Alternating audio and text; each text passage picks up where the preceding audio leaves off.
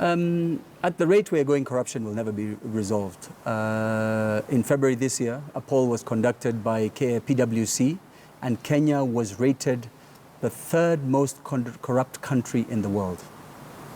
That calls for serious reflection on the part of us Kenyans. We need to be looking for a candidate who is not part of the problem. On the issue of corruption in this country, there is a view held by most Kenyans, including myself, that the corruption is today out of control in the hands of Jubilee. Jubilee have turned around and said, well, the opposition are equally responsible. Look at the counties that they control. So what you have a group of Kenyans beginning to slip back into their shells and saying, why should I vote when A and B are equally corrupt? And if you ask them, what will you do? They say they won't vote. But if you ask them why, what will make them vote, they'll turn around and say, show us somebody who's a little different, who has a track record of dealing with corruption. I have that track record.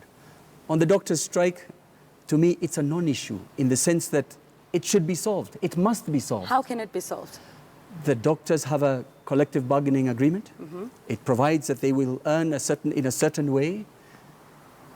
They should be paid.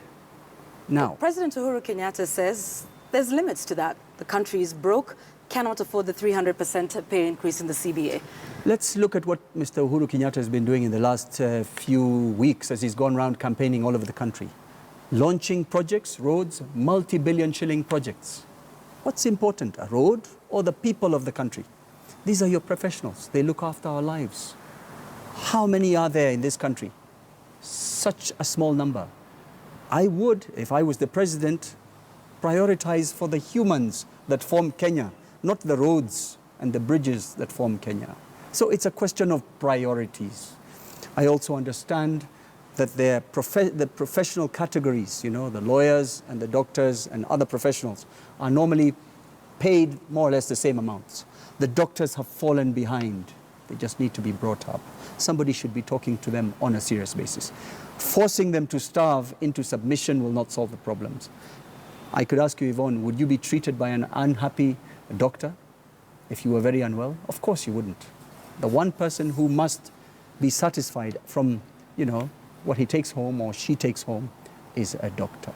I would have handled it totally different. I'll handle it totally different. All right.